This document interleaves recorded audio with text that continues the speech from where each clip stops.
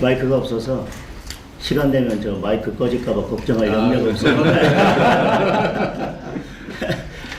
그리고 저 오늘 제가 정청래 대표님하고 악수하려고 당대표 되자마자 마늘하고 쑥을 먹기 시작했는데 미처 100일이 안 됐는데 오늘 이렇게 악수에 응해주셔서 감사합니다. 우선 대통령께서 여야가 머리를 맞대고 대통령님과 함께 그런 인생 문제에 대해서 고민할 수 있는 대화와 소통의 자리를 마련해 주셔서 감사합니다. 지금 이제 조지아주 사태 때문에 우리 국민들께서 많은 우려를 하고 계신 것 같습니다. 동맹국에서는 있을 수 없는 일이 발생했기 때문에 왜 굳이 지금 한국인가 외교적 함의가 어떤 건지 잘 들여다볼 필요가 있다고 생각합니다.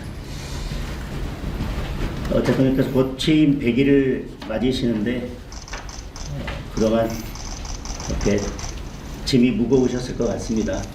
그 짐을 여당과 또 야당과도 함께 나누시면 조금 더 그 무게가 덜하지 않을까 이런 말씀을 드립니다.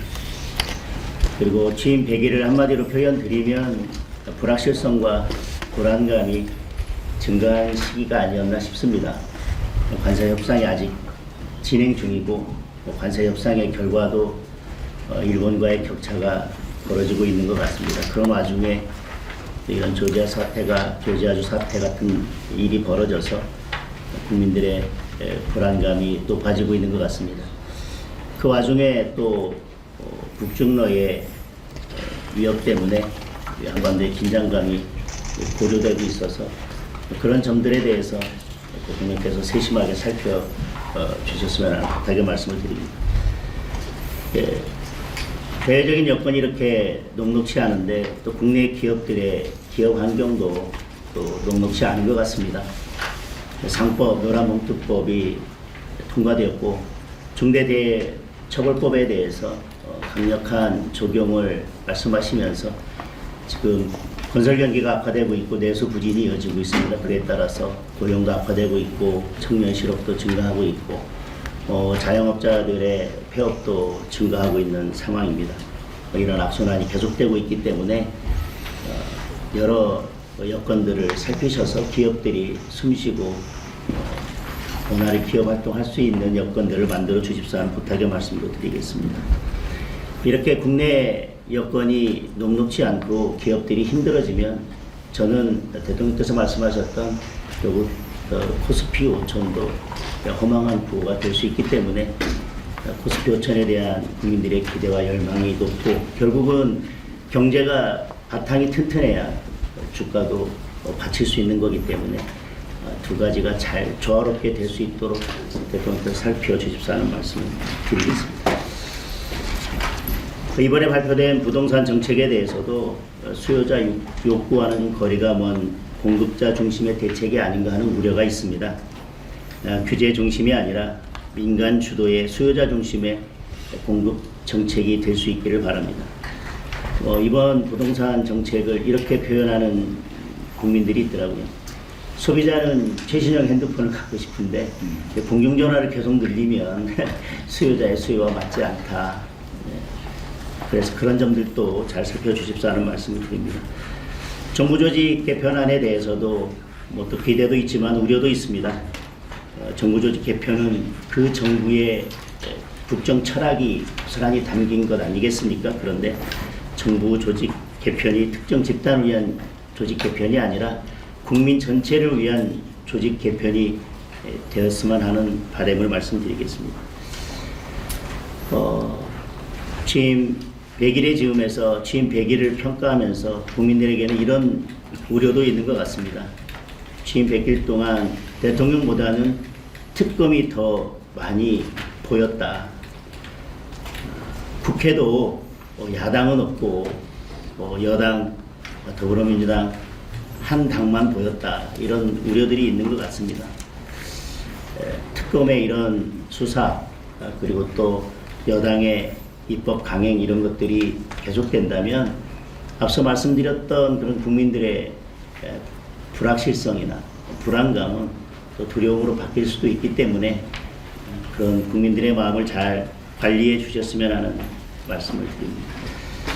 저는 이 지점에서 우리 대통령께서 큰 역할을 해 주셨으면 하는 바람입니다. 지금 대통령의 역할이 필요한 시기인 것 같습니다. 만약에 특검이 계속 이렇게 야당을 탄압하고 어쨌든 국회가 정상적으로 돌아가는 것을 막는다면 결국 특검이 겨냥하는 것은 야당이 아니라 국민이고 민생일 수밖에 없다.